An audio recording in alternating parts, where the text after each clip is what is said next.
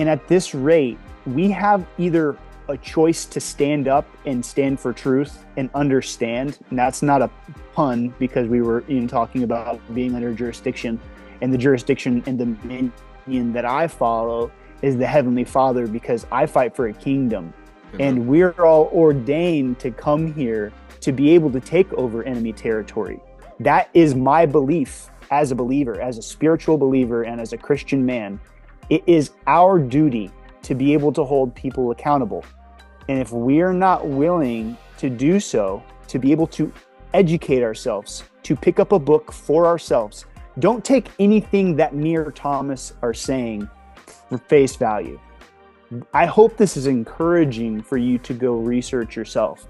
The only reason why I've gone so far is because it is pertaining to the safety of my family, of my offspring, to be able to cleanse bloodlines, for lineages, for the people that have come before me, and for the lineage that will come after. Yep. So, I mean, I'm pumped up. No, yeah, absolutely. Absolutely. We have to be willing to shake our paradigm, otherwise we'll always live under a lie. Because we all live under some sort of lie.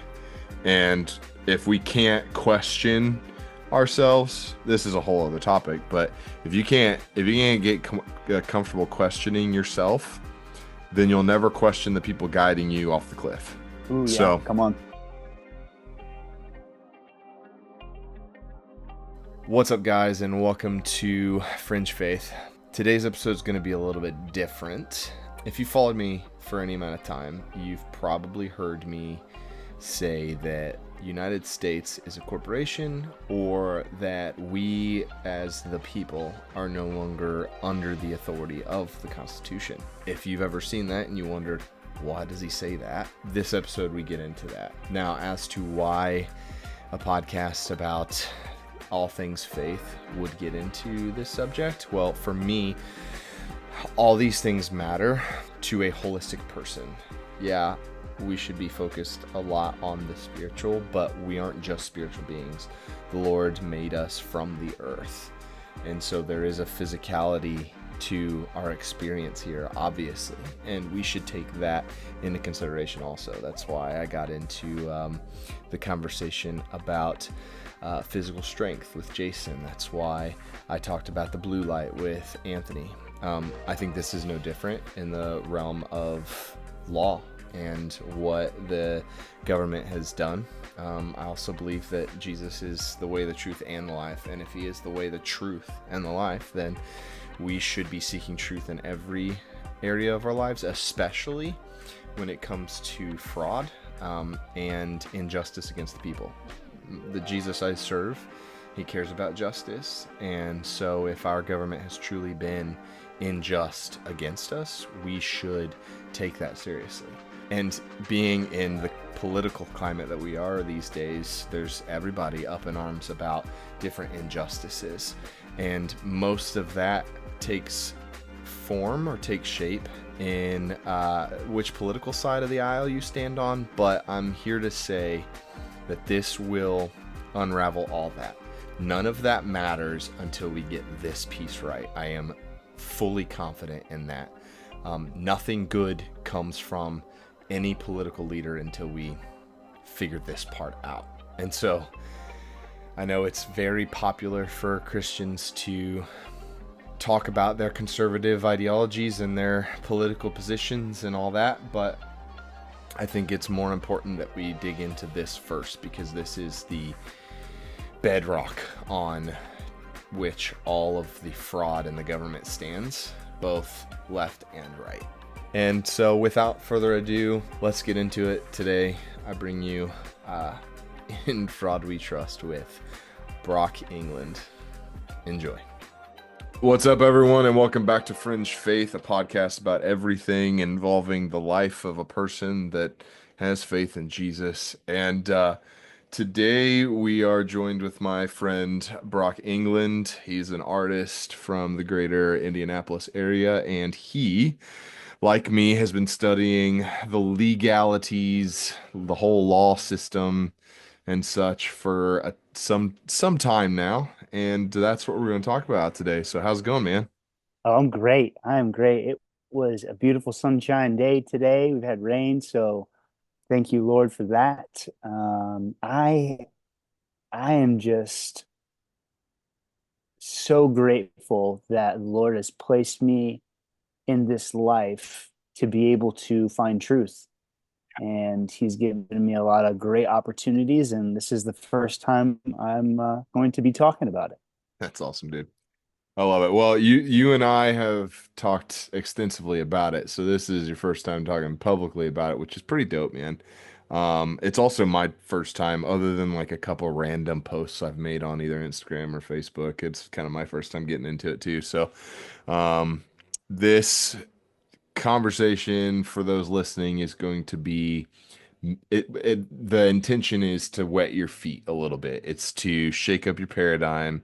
It's to sort of I guess open the window to the proverbial door you've been standing outside of so you can kind of see in a little bit. It doesn't mean that you have to go learning everything about this stuff overnight, because honestly that would be impossible, but we want to kind of let you guys in on this, in that I guess the best way to explain it is my intention for this has been I am a seeker of truth, just like Brock is, and I love to challenge the viewpoints that everybody seems to have, even that I seem to have all the time, and it's I think it's good for us to do that.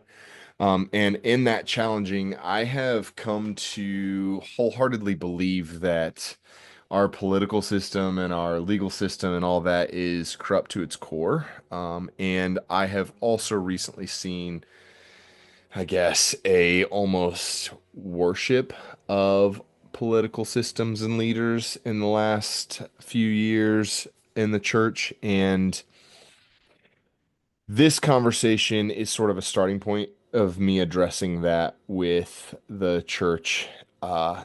By exposing people to the fact that our legal system, even down to the legal system, there is fraud and corruption that is hundreds of years old.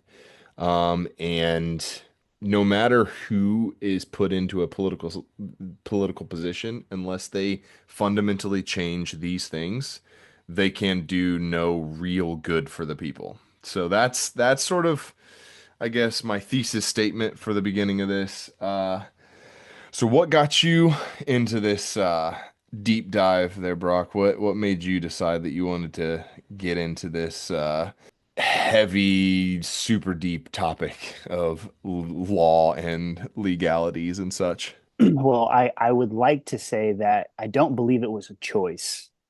I believe that at the age of ripe 18, still viewed as a minor, even majority of us still are viewed in that manner. And we can dive into that topic later. I remember asking my father about taxes, and he couldn't answer the questions I was asking. And it came to the point where many of us as children were told, or if you are a parent now and you have children, I would highly encourage you not to say just because. And Amen. that invigorated a part of my spirit. And, my parents have always told me that I've been somebody to go against the grain. I've always been somebody to challenge the status quo. But what really allowed me to dive headfirst, I would say, was around close to COVID time is when things started coming into my awareness. When I first realized something was heavily wrong was when my daughter was 7 and I was going to court for custody just to be in her life regularly. And the justice system didn't seem so full of justice. Didn't feel like I had much de jure. Uh, it didn't feel like there were rights that I thought that I was supposed to have as a dual party. How should I say this? It takes two to tango. Yep. So we should both have access to this offspring being that needs a mother and a father. So Amen. I dove in heavily in 2020 after I paid a lawyer about $50,000 within 3 months, and my daughter's stepfather, whom is now incarcerated for messing with minors sexually. And I had plenty of evidence that the mother was going against these orders of no contact, was instructing my daughter to lie. I had voice recordings, I had video, I had pictures, Oh, and none of it was able to be used as evidence in the court. They wouldn't take it. And at that point, I realized, with a lawyer that took my money in 3 months, did nothing for me, uh, provided all of these things as they label as pro se. Um, the system is set up for us to not be viewed as age of majority if we've not been taught properly. So yes. it really is operating as a corporation, and it's labeled as a nonprofit, but they are obviously doing it for profit. So that, in a short snippet, not so much short, but in an entry point, that is what gained my attention, and I was blessed with the opportunity to be able to be faced with this, to be obedient. Mhm. And it's made a lot of people believe that I'm crazy because I've spent so many hours studying. I mean, I'm encroaching probably at the, I would say, 5,000 hour mark at this rate. Wow. Wow, that's awesome.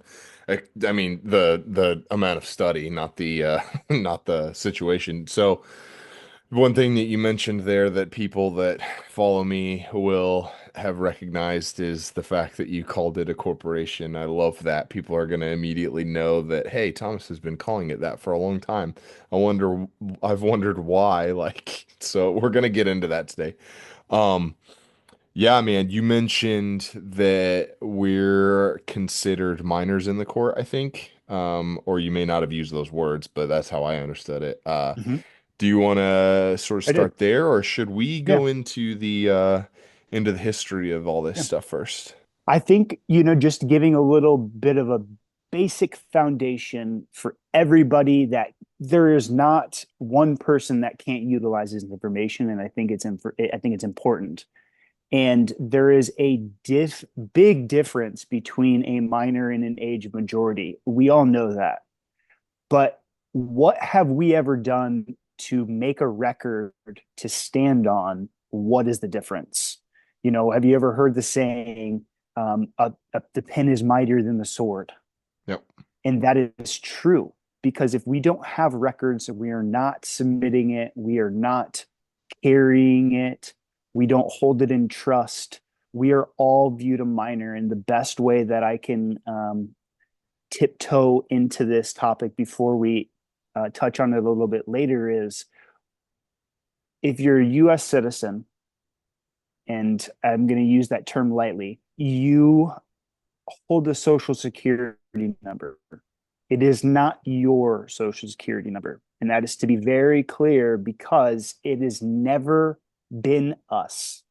Mm. And the difference between minor and, say, a proxy, or say a sole proprietorship, or say a fiduciary role, is that if you're 70 years old and you're still using the social security number, and you have not obtained some form of EIN or proxy as an intermediary, you are being viewed as a minor.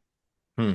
So if you have a grandma that's 75 and she's still using that social security number, she's still a minor. Yep. Even if she has a record stating that she is age of majority, because she is still operating in minor capacity. Because it's something you have to declare in the courts. Otherwise, you aren't viewed as such by the legal system. And that's one thing that we're going to get in here today is that, like, what we believe we comprehend, we probably don't. Like, legal definitions are legalese, is what they call it. It is actually a different language. And just to whet your appetite further, and then we'll jump into the history of this stuff. When you think that you understand something, that's one thing in the real world, but when you're in in a court of law, to say, yes, Your Honor, I understand, is to say, I stand under your authority, which is not what we think we mean when we say it, right? So if he says, do you understand? You say, yes, I understand. Now you are claiming I stand under your authority, whereas what the Constitution and Declaration of Independence and Bill of Rights and all that actually states is that you, as a living person, are supposed to be over the created, which is the government. And so you are supposed to stand over it, but you declare yourself standing under it. It's a whole thing. That's just the start. Let's get right into this stuff, man. Yeah. So where do you want to start? Just from the Declaration of Independence, you Sure. think, Let's start there. Yeah, we from the get? everybody knows Yeah. what that is at least. Yeah, many people do know what that is. I would be surprised if you didn't. The date is something that's important, 1776. Now what happened prior to that and shortly after it is even more important because you have really when all of these things were taking place, you have the Treaty of Paris Act that happened 1763. But then you had the important date, which is 1783, which is where we won. We were able to declare us as a nation, 1776. But in 1783, we decide to then partner with England as well as the Vatican. And the reason why we partnered with them is because we didn't have many systems in place. We were so new at these things. We didn't have an overarching commerce. We didn't have a way to be able to get mail to and from.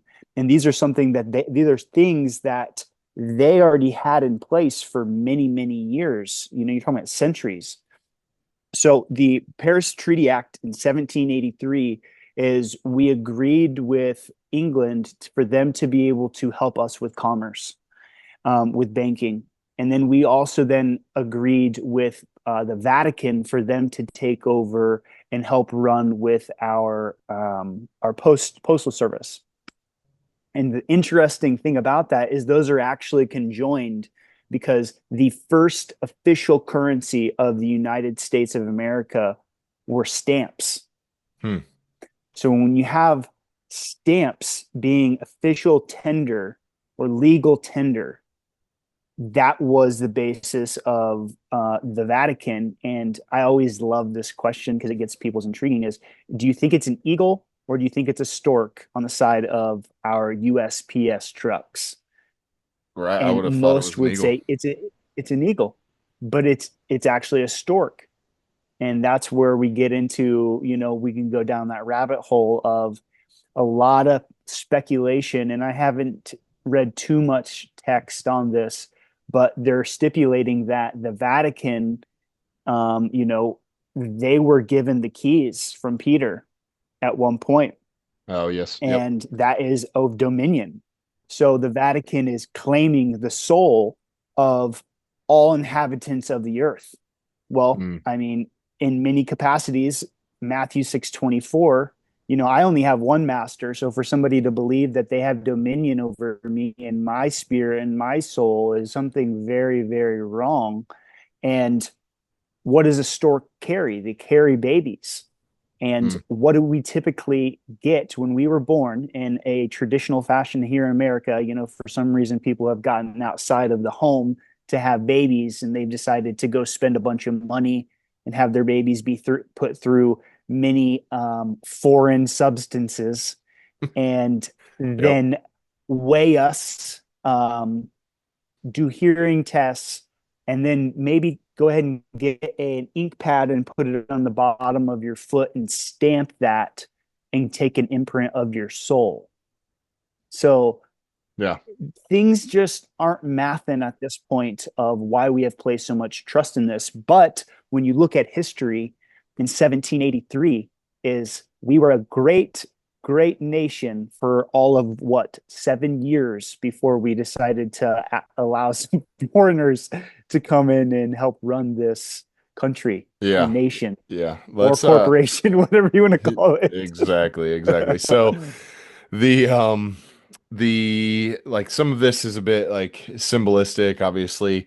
That's sort of how the world runs. People tend to, and I talked about this with Teresa a little bit, but people tend to sort of take the symbolism stuff and they go like, "Oh, you can't just trust that and stuff." I've got an episode coming up with somebody that's been an occultist, and he is an expert on symbolism. He will tell you absolutely that the world actually does run on symbolism. So some of that is what this is, but then there's a little bit of like legal speak here in that that whole double speak of your soul, and then even delivery room or birth, like giving birth the way that a ship births at in harbor, dock, the dock that a ship docks up to and things like that. There's a Or lot of this yeah, stuff. Port. There's a lot of this terminology that translates from uh, what's considered admiralty law or commerce law, or however you want to put it, that translates into this wordplay that we use for people. And that's important because that's sort of how they incorporate us as well as the corporation. But I just wanted to sort of touch on that before you continued. yeah. Hopefully my internet's going to be steady here for us. Am Oh, I you're coming good. through? Good, Your good. your voice. This is Um, mostly a audio podcast anyway. I just happen to do video, so it's fine. Your audio is coming through great. Your video's a little bouncy, but it's no big deal, man. cool.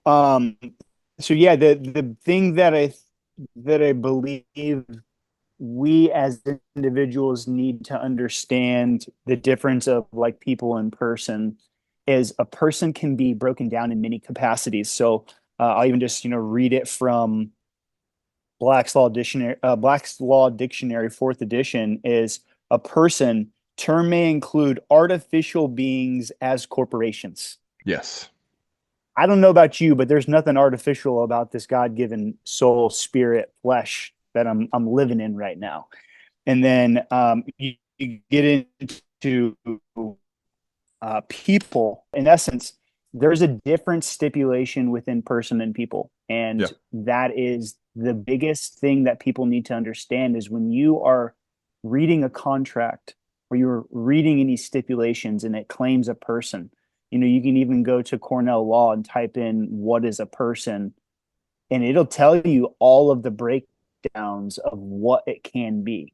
So I would say that is the biggest differentiance of people in person.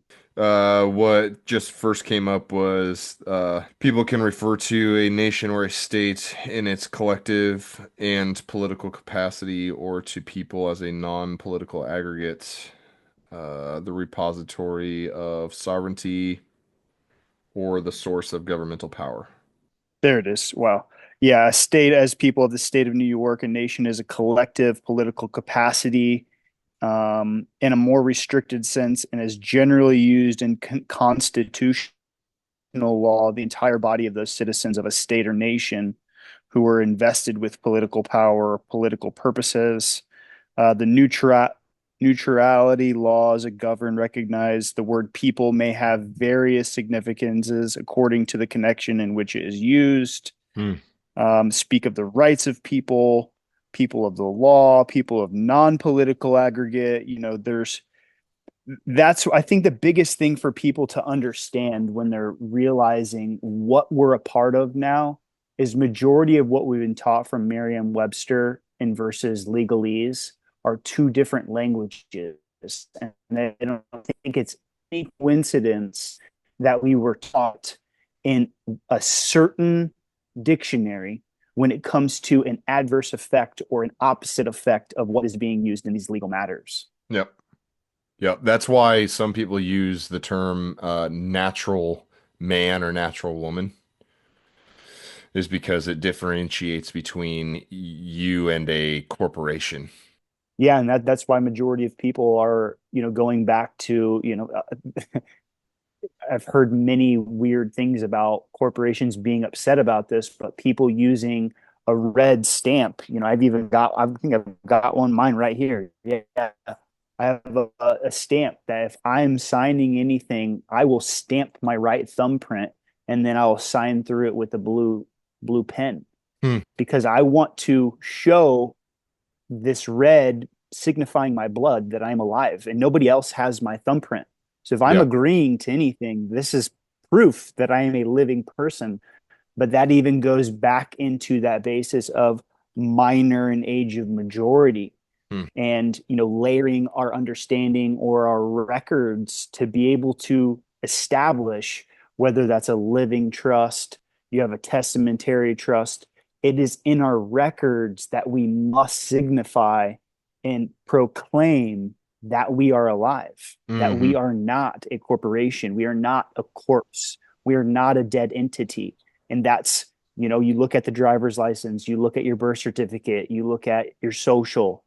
um, it is all a trust, and trust in any basis, you'll always see this, will always be in capital letters. Yes. So, Yep. if you're a trustee, TSTE, if it's a trust, it'll say TR. It'll always be all caps. And I've seen it in a couple scenarios to where people's names aren't in all caps. Does that mean that there isn't a trust? Does that mean that they are not still creating a negotiable instrument or security on the back end? Highly doubtful. Right, right. Um, We'll break that down in a little bit. Let's get back to the time frame stuff. So we talked about sort of reintegrating with the British and Vatican. So what happens next there? yes. So that puts us to 1783, and then the biggest significant date that I perceive as next is going to be 1801, and that was the District of Columbia Organic Act. And that is what is shifting into this corporation mindset. That's when we're going into more of these foreign entities really getting affiliated with this nation and getting their fingers in the pie. We were established. We still do have the Declaration of Independence. We still all were standing on these things as Americans, but that's when things start getting railroaded. And I would say that the time frame that really shifts to the next is quite a bit of time here, and that's going to be like the Civil War dates, Hmm. and that's when some other significant things started shifting and taking place. But so 1860 is about the time where the monkeys are taking their feces and starting to throw it around in fans. That's when things are starting to get kind of crazy. Um, and so as that happens, the date of the 14th Amendment, which is incredibly important for everybody to understand, because what was taken there, we've we had we had many people that were enslaved. And Yes. I've also like to speculate now that yes, they were slaves, and I don't mean to diminish any aspect of this, but I believe it's also like they're prisoners of war. Hmm. And that's kind of where we're all at right now. Many people don't understand what is even taking place in this current moment and what we're under, what laws have been implemented. Yeah. But I'm not going to go down the rabbit hole, y'all. I'm going to stay on track here for respect out of, we're going to stay one track, and I'm not going to get too hot in the sauce here. But the 14th Amendment was July 9th, 1868.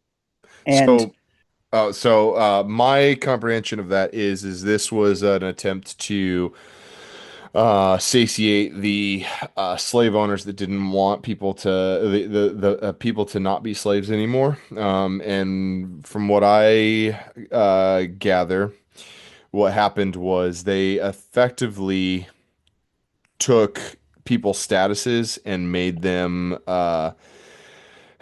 basically, I guess, voluntary slaves instead of forced slaves, I guess. So what it was your typical person would have been considered a state citizen at the time. You would have been what's now referred to as a state national. That means that you are beholden to your state, not the federal corporation, the United States as a whole. You were which basically gave you more sovereignty. And what they did is effectively they changed the the meaning of citizen around that time as well, and they made these slaves into what's called a federal citizen. And citizen effectively means, if I have it here. So Citizen Black's Law, fourth edition, a member of a free city or a jural society possessing all the rights and privileges which can be enjoyed by any person privilege in constitution and government and subject to the corresponding duties. Citizens are members of community inspired to common goal who, in associated relations, submit themselves to rules of conduct for the promotion of general welfare and conservation and individual as well collective rights. Hmm. And yeah, a member of a nation or body of politic of the sovereign state or political society who owes allegiance. A member of the civil state and entitled to all the privileges, one of the sovereign people. So it's, and then he goes into an American law. I mean, there's an English law in England, in America. I mean, Interesting. there's, That's actually a I little bit could different read. than what I was under the impression of, because from what I had gathered, it was something to the effect of if you're a U.S. citizen, and maybe that's the difference. So that's probably like for the definition of actual citizen, but for to be a U.S. citizen, from what I gathered, meant that you were effectively a volunteer employee of the District of Columbia. Um, and I'm not sure where that came from. I didn't get Yep. a, U.S. code for that, but in the U.S. codes, that's what U.S. citizen basically states is. So when you become a federal citizen of the United States, you are declaring yourself as an employee of the District of Columbia through your birth certificate and your social security number and all that stuff. And what happened is they slowly over time stopped making people state nationals and started making everybody federal citizens instead of their original intent. And so Yeah. that's sort of what the 14th Amendment Well, did. I was going to say, well, that now that you're saying that, and I'm skimming through all these other situations, I keep seeing predominantly as I go through deeper into it, the word corporation, Hmm. inhabitant of a city, the word subject, citizen, the status of being a citizen in England, an incorporated town, and then you go into in America a municipal corporation, Hmm. and Okay. it's Yeah. just it gets more and more clear that it was intended for something pure. And then as we getting into the deeper weeds of these trusts that they kept forming, they kept making agreements without our full oath and honor, because a government is supposed to be ran by the people, Hmm. not the government run the people. Exactly. So when they start placing us in a corporation basis to where we are owned like cattle or Yes. chattel, that is the issue that we all have here. It's obviously we need some form of boundaries to be able to keep people and outlaws accountable. But Yes. when it comes to you have no choice, and I am now serving mammon, I'm not choosing, and I'm not serving my creator, that's an issue. Yes. Yep. And the bigger issue with this is that the 14th Amendment was never actually ratified. And that may have been because the Civil War Mm-hmm. had just concluded and they were too busy with everything else. But regardless, this to me and to anybody else that has studied this, this is the point where the American political system, the legal system, and all of it entered into fraud.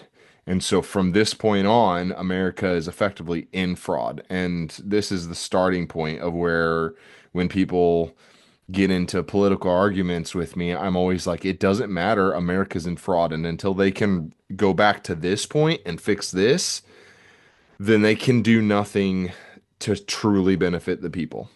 Absolutely. Yeah. And that date, July 9th, 1868, is the date that they said that they ratified it. But if there is no 100% ratification, then it was never ratified, like you're saying. And that's what's happening in even these court situations, like I'm dealing with my daughter, is I never agreed to it. I went in there seeking justice, and they said, hey, you're going to pay child support and you only get to see her 1 day a week. Wow, what a deal. Thanks. I don't Mm. agree to that. Too bad. And you had to pay I'm to like, see her, didn't you? yeah, I still to this day am paying back child support and child support to be able to see her. And trust me, folks, I'm still in the books getting to the end of this because there is nothing like being obedient. And when you know that you are sitting on a field of surrender and at your creator's feet of obedience, this is bigger than just me, y'all. Think of how Hmm. many fathers out there have either taken their lives, are are thinking about it because they can't see their own offspring. And that's what we're getting into here, is realizing that the only reason this is happening is because we were signed up for something that we didn't even sign up for. Hmm. When you were birthed by your parents, they signed off on that birth certificate. They sent it to your Secretary of State, or you want to get into the registrar. They send it to the registrar. They then send it to the Secretary of State. The Secretary of State is actually who is signing you up for that citizenship. Hmm. So, I mean, we could And definitely get into that further, but that's it the basis of 14th Amendment. it's effectively signing your child over to the state. You no longer have ownership of your own child. You've signed them over to the state. And before people get into, the whole like, oh well, the it's supposed to be justice, it's supposed to be that, like, more often than not, and it is extremely rare actually, that the father is a deadbeat enough to not have access to his children. Okay, like, it is Yeah. rare that that happens, and I know that that's what media sort of propagates, that that's sort of typically the thing, but more often than not, it's complete injustice. Uh, and at the Oh, very yeah. least, there should be uh, half and half time or something Well, close to it. that's well, and that's what you have in our world right now is all about equality. And I am I am in the awareness that there is spiritual warfare more prevalent than ever, and we have to be honest with ourselves. In mainstream church, we are not talking beyond the veil. We are talking about the same scriptures continuously. We are not talking about the things of people getting deliverance. We're not talking about the soul being separated. We're not talking about fragments. There's so much stuff here, and I could go down the freaking rabbit hole because Jesus has got me fired up for this, y'all. There really is only one basis that we have to be able to be in any category of our life, and that's obedience. That is Hmm. it. That is true obedience, and that's hard to do. Yep, absolutely. All right, sweet. So we've now established that America is in fraud because of the 14th Amendment.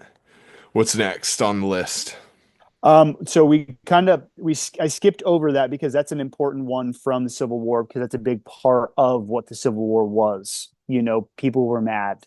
Hmm. People wanted to be able to um, still have ownership.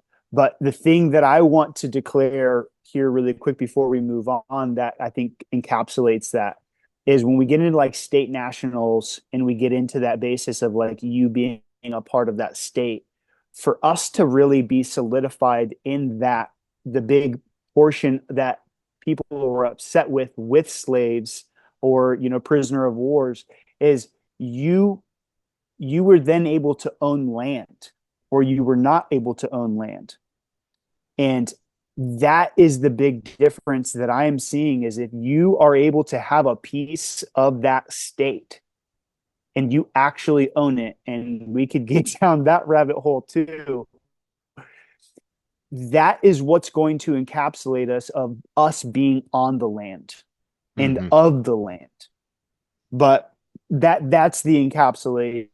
That's what kind of puts the pitchfork, no pun intended, in that 14th Amendment for me. But then back in date, which was 1868, is when the IRS was created. Hmm. And we think of the second revenue measure, you have President Lincoln, you have the Civil War going on. They're levying, they're trying to understand how to be able to kind of create these parameters. And many people don't know this, but I think it's important for them to know is the IRS, in my capacity and from studying now, realizing that we have been so deathly scared of the IRS that I give people the analogy of, if you buy a house and the person you're buying the house from, and they tell you that there is a poisonous plant that killed their dog and it made their son go blind, stay away from this area, you would stay away from that area because you would trust that individual. That is in essence what has happened with the IRS. We have become so deathly scared. We have CPAs do our taxes. We do TurboTax online.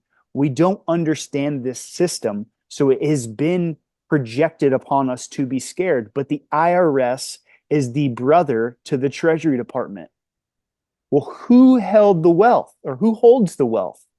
Well, then we get into what's interesting, y'all. The next date, Which, by the way, 1930. there's zero laws on the books that say that we have to pay income tax. Also, you have to define income. That's another Oh thing. man, We can get yeah, into that later. But before people yeah, get turned off okay, to the whole IRS thing, yeah. I wanted to mention that Yes, and that's because trading time for a paycheck, that's not legally like in the codes. That's not income. It's not the same you're thing as right. income. You're right. Well, then we could even. I was actually going to skip a date, so I'm glad that you stopped me because we're going to come back then to the IRS on a basis, and faith believers that are watching this, or if you're not, we all know what Jesus carried. And we all know if you have faith, you are to bear the weight of the cross. You are to carry the cross, your own individual cross. And when we look at a ledger, when you look at accounting, it's a T chart, it's a cross. So you have public and you have private. We have only been talked about when I'm talking about programming prior to this, is we've only been taught public, but there's private taxes too, which you have debt and you have credits. So it's like, do you have a debit card or do you have a credit card? We have to realize there is a whole other side of the veil. There is color all around the black and the white that they tell us about, and Yep. that's a lot of the testament. And I would say my testimony, in an essence, of why I'm so passionate and why the Lord has led me to be able to do what I do as an artist. But that's a big portion that I want people to just hear and to grab your attention a little bit and make you curious, because if people do enjoy this episode and they want to learn more, I would love to dive a little bit deeper. But the next date, if you're cool with that, we can Go for keep it. Keep going. going. Next one's 1871. And I think we had touched on the first date of this, which was 1801 was the District of Columbia Organic Act. I did mention that one, but the second one is 1871, and that was when the U.S. was actually made into the corporation. So you Mm. have the basis of us talking about the 14th Amendment. Well, it's a little interesting and coincidental that 3 years, y'all, 3 years after we were all made citizens for corporate purposes, we now are bringing in the District of Columbia. You cut out. You cut out there for a second. And So, I don't know if, 3 years after we were okay, what? so 3 years after we were made citizens for, let's say, a corporation's sake, we bring in what? The District of Columbia? Huh. If you're aware of that term of the District of Columbia, and it was 3 years after that, what's the square mileage around our nation's capital? Is it maybe the District of Columbia? Hmm. Fascinating. Which is I, its own entity, by the way. so why is there an area within the United States, which is supposed to be a nation, that is a corporation on our soil that is not necessarily our soil, but that's where the president Resides? resides? Yep. Huh. Interesting, isn't it? Or I'm probably just a conspiracy theorist at this rate, aren't I? And that's the district of what Columbia exactly? Hmm.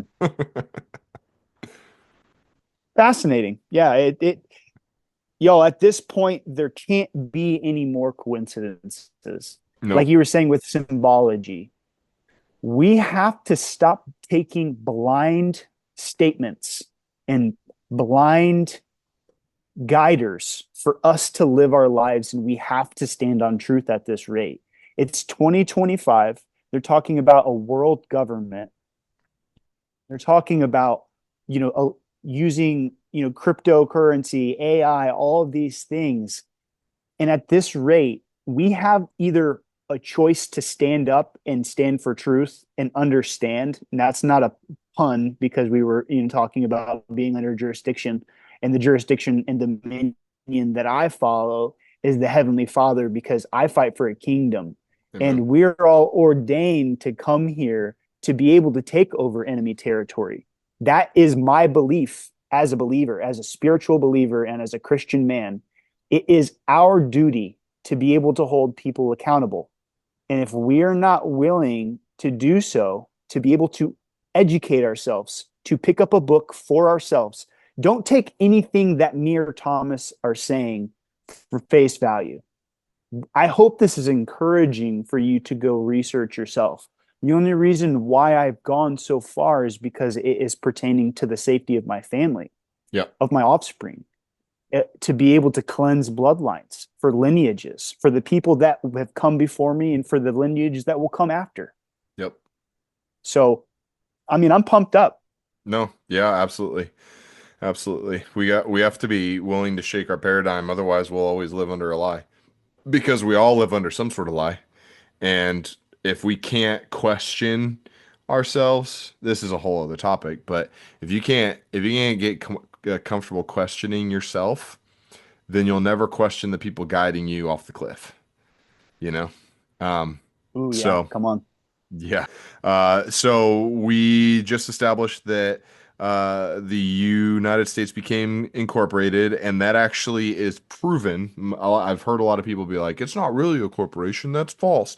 It's actually proven through, let's see, 28 USC 3002, subsection 15, definition A, states that the United States literally means a federal corporation. So, if anybody wants to argue that the America is not a corporation, that's proof right there within the U.S. codes.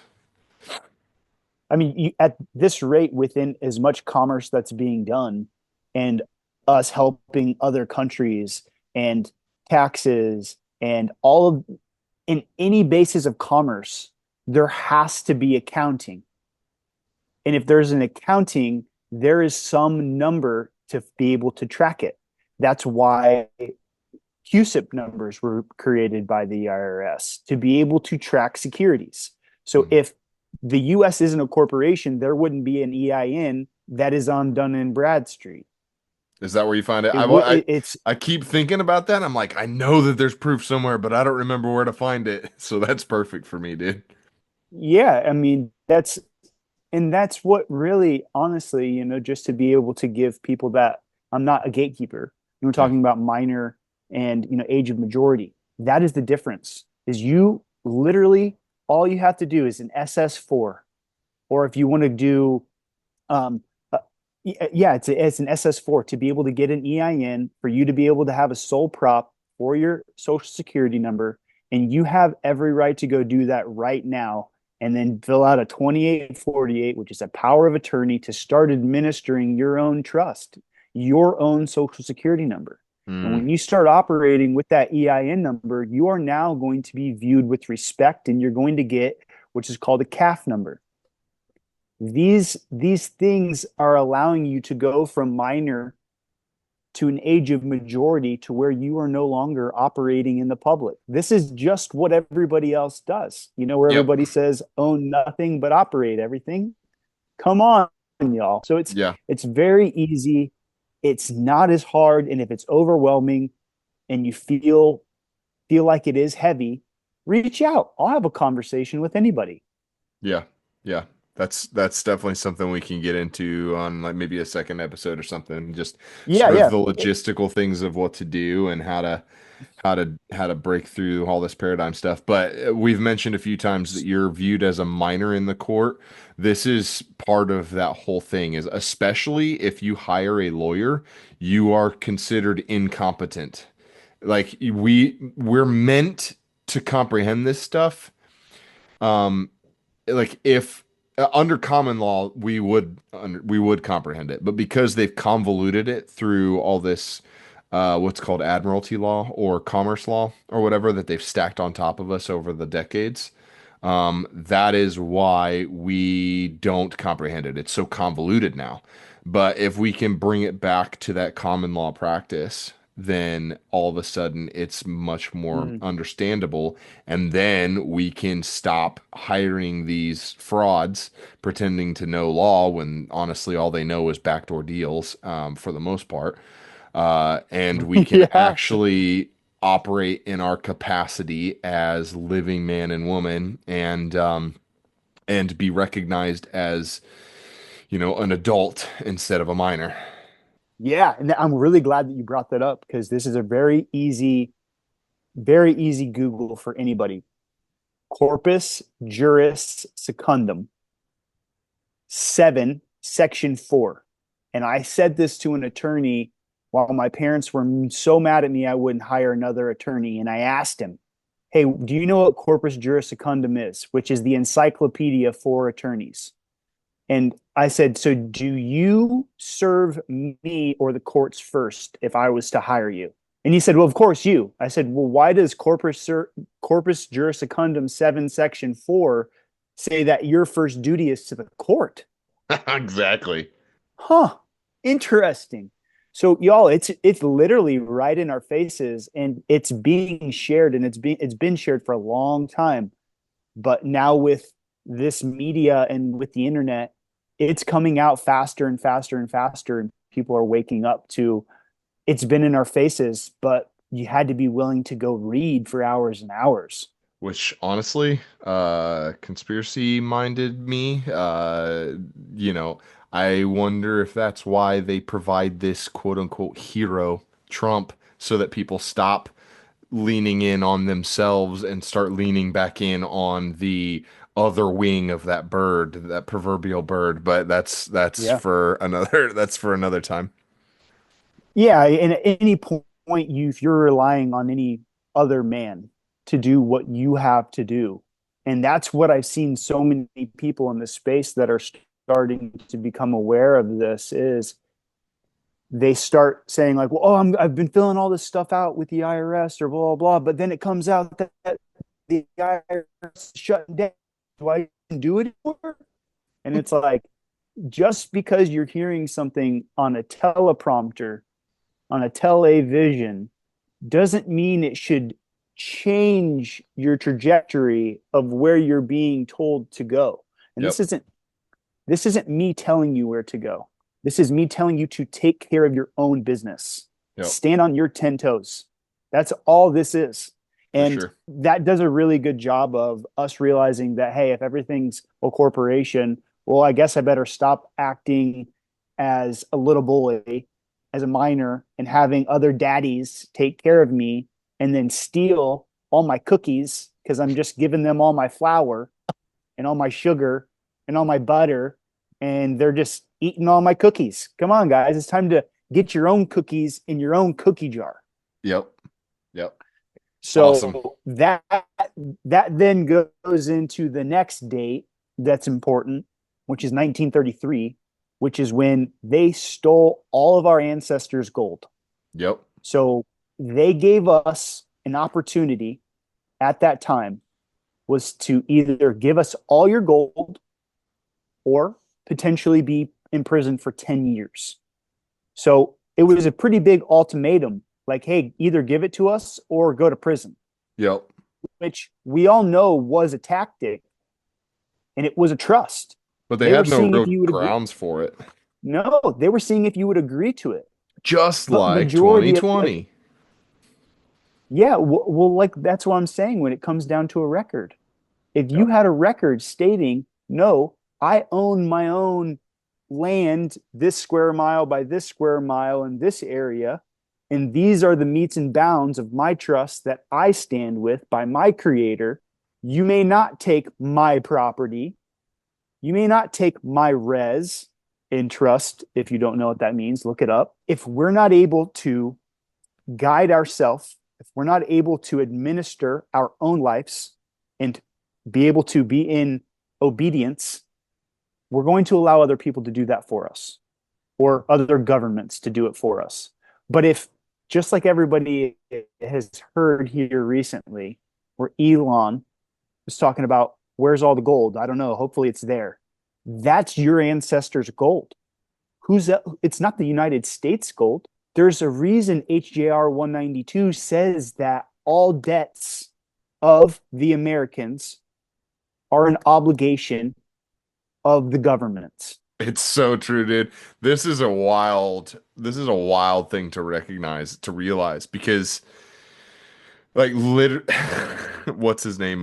Brandon Joe Williams gets into this part real hard, and it's still a little outside of my comprehension, but man, the fact that that basically means that every bill that you have legally is owed to the government.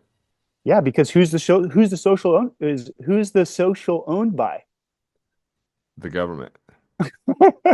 You just become principal. You've just signed the dotted line as surety, saying like, "Yep, I want that car. I'll pay for it," Yep.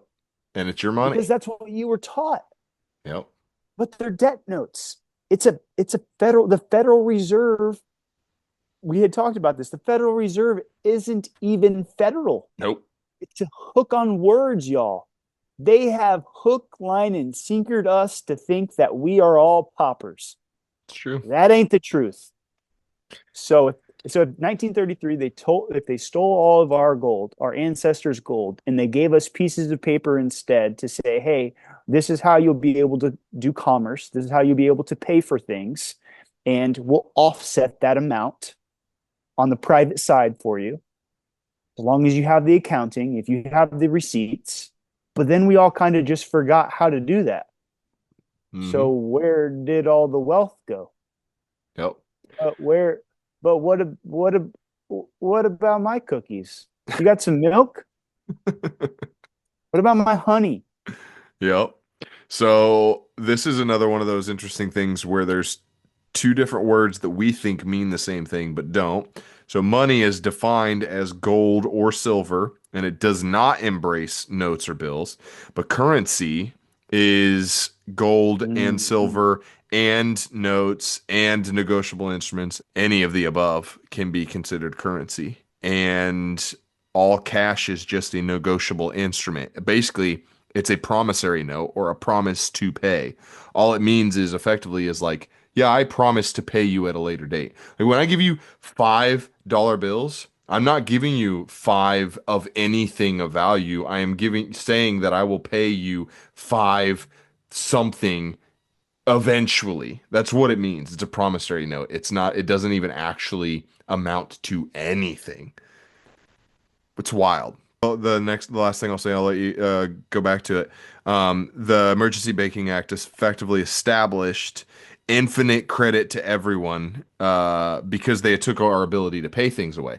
Like they took our ability to pay by taking our gold and silver, but they, in order for this system to work, they had to basically give us infinite credit that we can defer, like we were just saying, defer everything to the government effectively.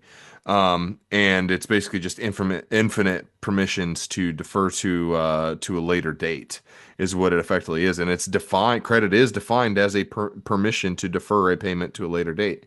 And another little interesting tidbit is that when you go to buy a car, and the bank goes, "Yeah, we'll loan you the money. Here, sign this paperwork." There is a point in the paperwork where you are signing that you say that, hey, the money that is traded on the stock market in my name via my social security number and everything, uh, I authorize you to take that money that is mine that I don't have access to, give it to me as if you gave it to me, and I will pay you back that money.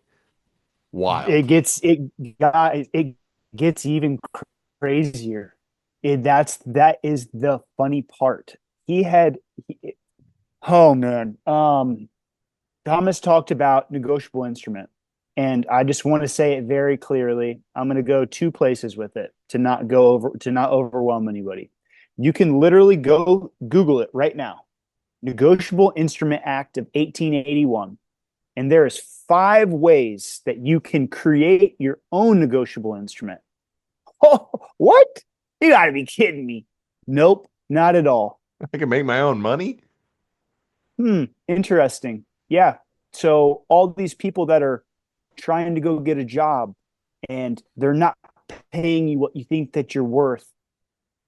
Well, what if I could say that there is a pot of gold at the other side of that rainbow? But it takes a little bit of education and effort. Yep. And that's what it says it very clearly in the Bible, in Proverbs. He talks about instruction. You have to follow the instruction. And I view the Bible as a trust Hmm. because I trust in it. I know it's going to guide me. I know it's going to give me instructions to live well. Just start making your own trust, testamentary trust, which is a will. I'm starting to get off the deep end. I'm going to come back really quick. But when you think about negotiable instrument and you think about debts and you think about tender, real quick, Black's Law Dictionary. Here you go. An offer of money, the act by which one produces and offers to a person holding, claim, or demand against him an amount of money, which he considers and admits to be due. Oh, okay. The offer of performance with offer of property other than money. Hmm. Oh, interesting. Here's the best kicker of all of it, y'all.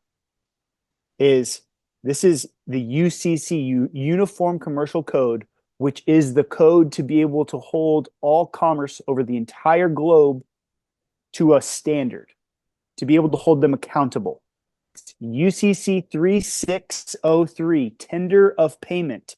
If tender of payment of an obligation to pay an instrument is made by a person entitled to enforce, the instrument and tender is refused, then the debt is discharged. So if I owe Thomas $10 and I offer him $10 cash, or I offer him $9 cash, he said, "No, I'm not taking that $9 cash until you give me 10." I no longer owe him $10. Yep. Y'all, it's that easy, but you have to stand on it. I've heard this from so many people is the law is not to just be recited. It is for you to hold conviction in your understanding of what it is. Yep. That means if I'm just going to read it from a book and my knees are quivering, they're going to laugh at you. You have to get stern in your spirit and in your soul and know that you were sent here for a reason, to stand as a king or a queen, because that's what you are viewed as, your creator. Yeah. And it's just it blows me away that it's this clear, but yet we are all still stuck The problem is it's just super convoluted. They've built the system in such a way that it makes people feel like they can't grasp it, when in reality, like you can. It just takes some work. It takes some time. I know a lot of people will be like, I don't have the time for that, whatever. It like you make time if it's important to you. But No. Yeah, absolutely. exactly, I want exactly. to touch on that too, really quick. Go for it. Seriously. This canvas just alone, I'm at almost 400 hours. There's plenty other pieces of art that I've done. It's still not even done. I have 3 children. I have a wife. I have a full-time job. I study this.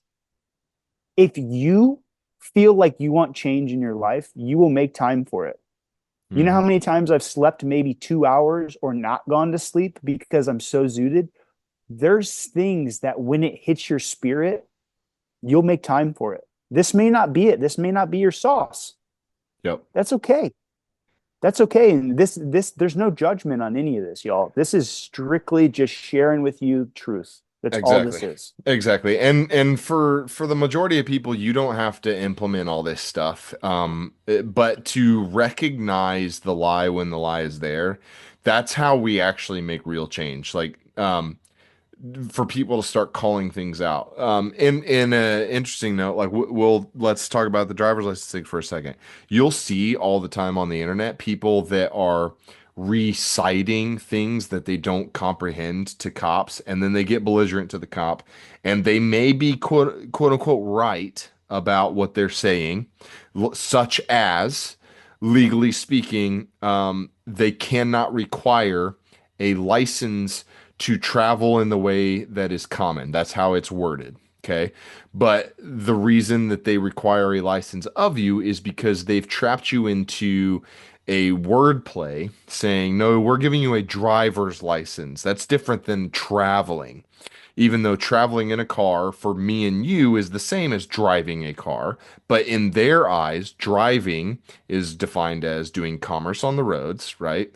So when you can try to explain this to a cop, but ultimately, first of all, if you don't actually comprehend what you're talking about, he's not going to believe you. You're not going to be able to outwit him in his whatever. But honestly, more often than not, you shouldn't be arguing with the cop. You should be stating your intentions, telling him like, "No, I will sign this under duress." Sure, but then dealing with it in the court, and that's how it should be done if you're going to actually take these steps. I haven't yet. I'm gonna be honest.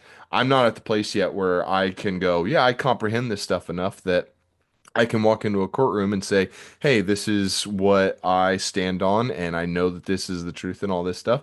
But I know people that have. I know of other people, and I've learned from people that have walked into the court and been like, "This is a fraudulent charge because I'm a like a lot some of the time they're state nationals or whatever, or they're like, hey, I'm not actually a citizen and I'm not doing commerce, and you can't require any of this of me." And they'll walk Yeah, out of the court without any problem. So absolutely. I'm not there yet, but this is, and even if not everybody goes down the like path to try to make all these things work exactly, we have to at least grasp it enough to put the positions of power in check, because ultimately the problem is I love the idea of backing the blue. I do. Trust me, I've got tons of family that are cops. That doesn't change the fact that these cops are not given nearly enough training to actually know what the law is. What they're told is, here is what you need to know, and this is the law, which it may be legal, but it's not lawful. Okay, there is a difference. Um, and then if you try to argue with them, it doesn't matter because they've been told, no, this is the law. You hold to this. It doesn't matter what they say. So a lot of the things have to be dealt with in the courts. But until we can comprehend this stuff enough to challenge this stuff, like even their oaths of office, they think that they are giving an oath of office to the like putting their oath to the Constitution, but they're not. And there have been people I've watched do it. They go into court and they're like, here is the oath of office required by law.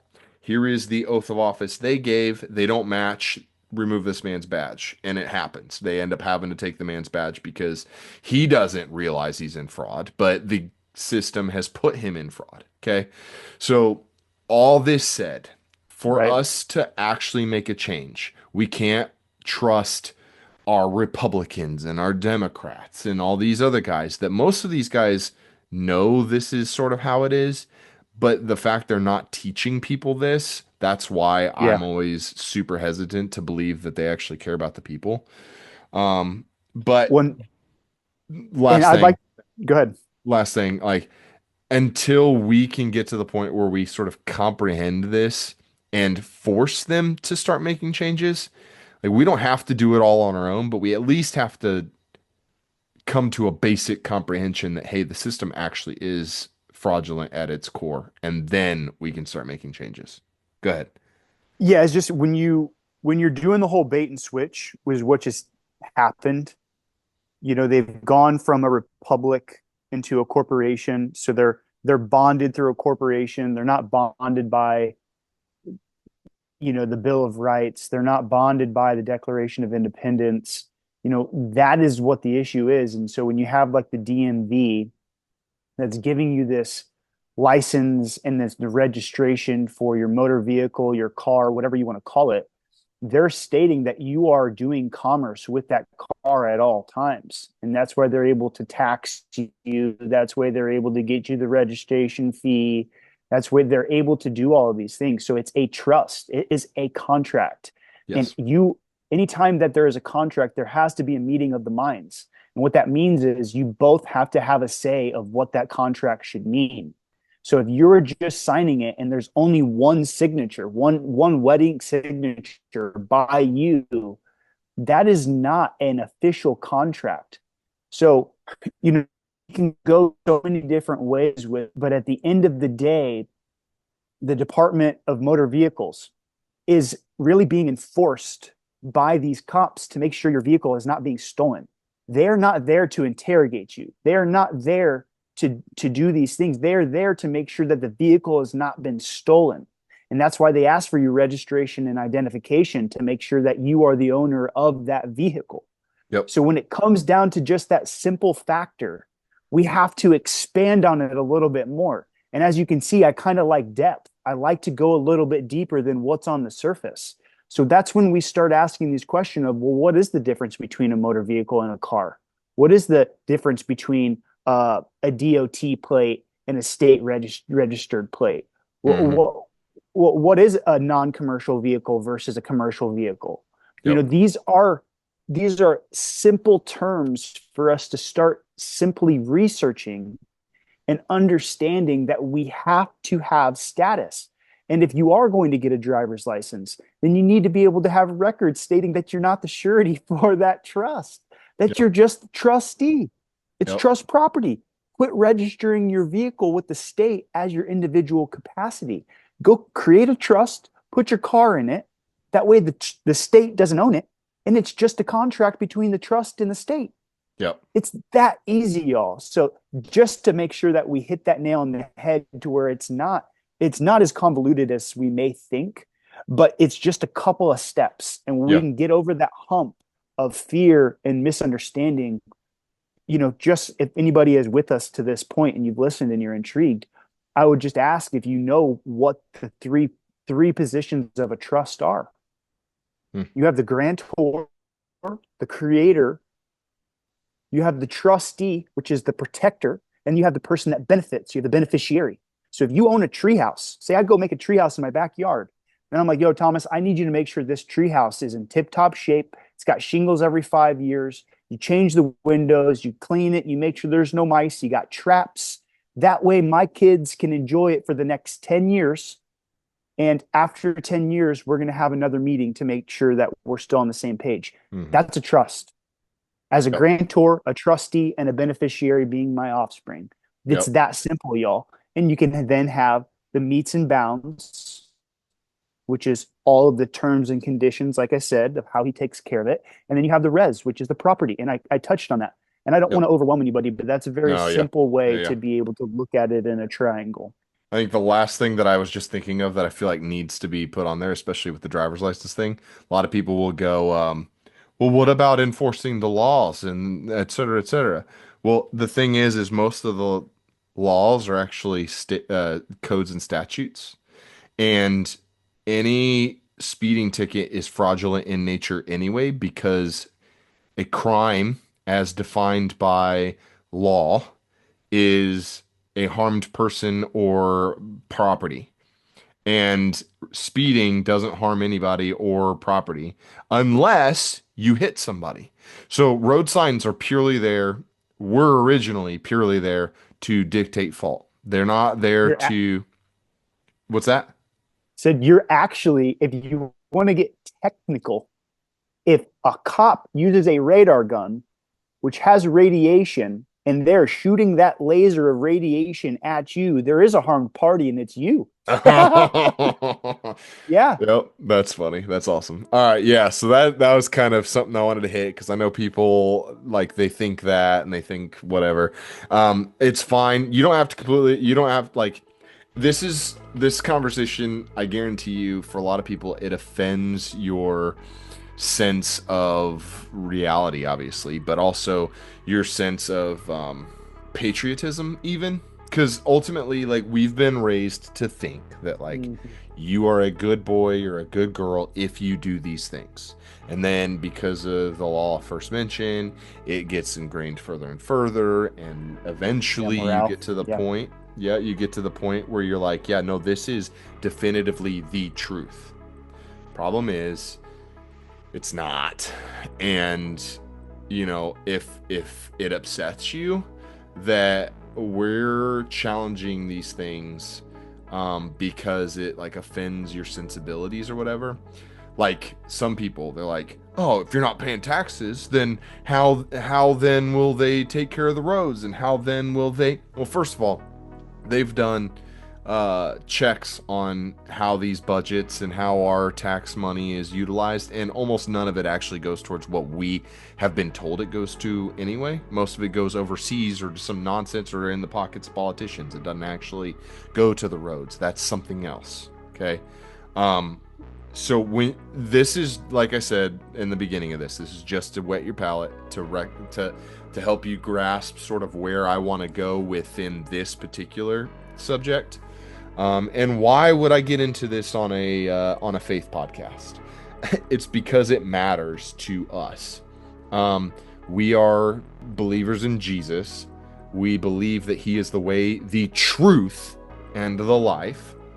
And if we are going to operate in this world, we should operate as alive, not dead entities, as the government has called us, which is what a corporation effectively is, and that's what you've been done. You've been incorporated. You've been considered a dead entity, and we should also be seeking truth. We should be looking for truth because in a previous episode, my friend questioned the idea of like paths to God. I believe that all truth leads to Christ, but not all paths do. But regardless, we should be seeking out truth. My friend and I, Teresa, we talked about this a couple episodes ago.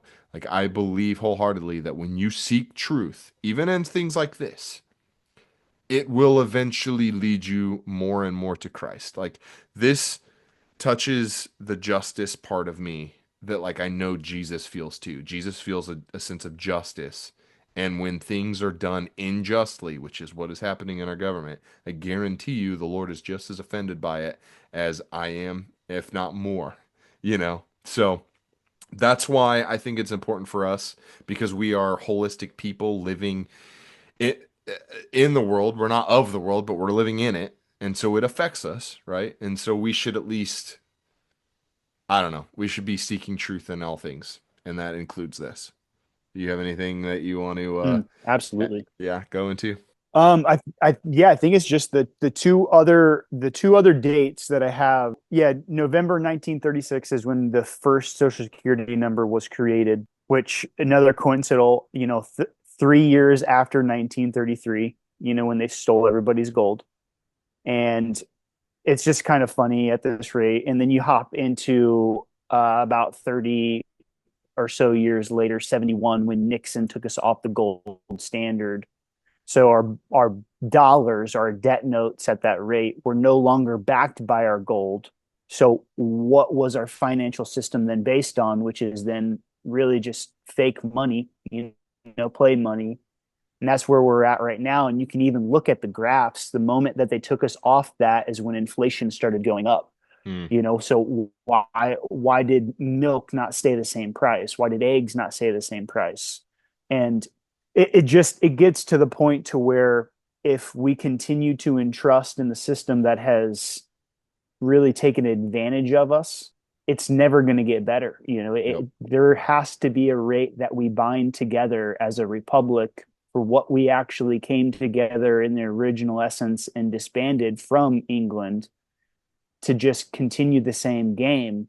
And that really comes down to just the banksters and, who's created and hopped around and created all these banks and country. I won't blast that portion. I don't want to bust the cap off that cup because it's pretty obvious. Yeah. That's not me gatekeeping. That's just being me respectful of not taking another hour of time to be able to get down a whole other capacity of what this is. Yeah. But no, I think that's a pretty good summary of like what is taking place, how I feel.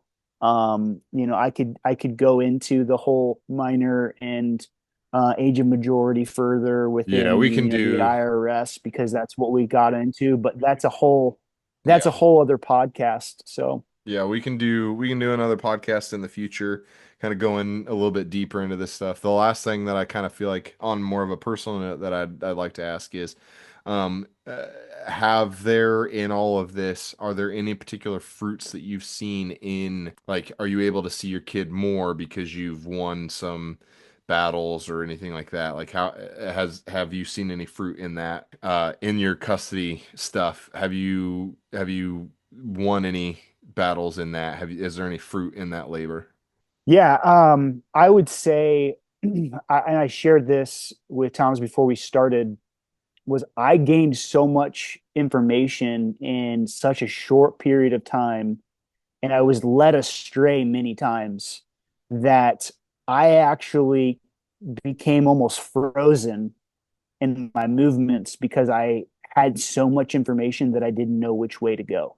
Hmm. And it wasn't probably until about 6 months ago that pieces that were missing to my puzzle started showing up. And I don't think it was any coincidence that that's when Jesus really started taking a hold of more parts of my heart. Hmm. And I started really getting into this place of releasing. I think there was a lot of anger and a lot of frustration with the system.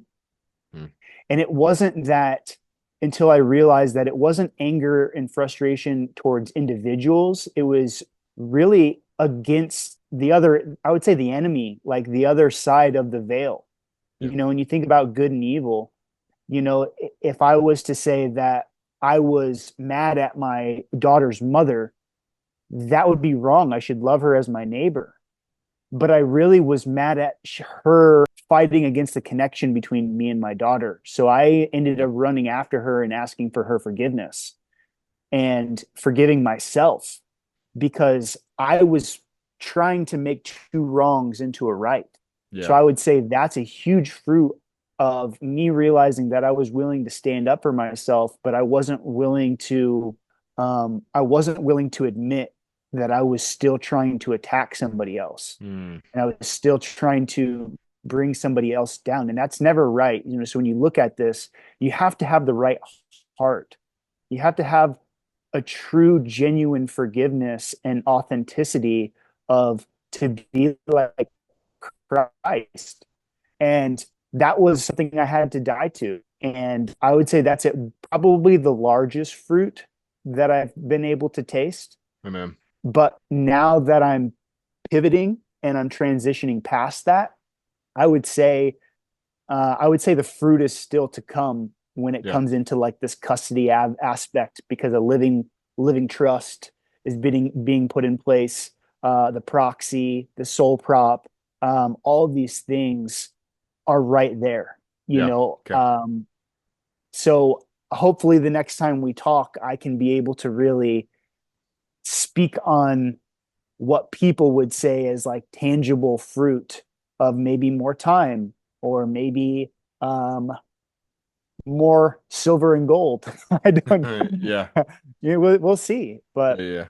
No, that's awesome. I love that. Like the fruit of even just like the heart posture being changed for the better and more towards Christ, like that in and of itself is massive, right?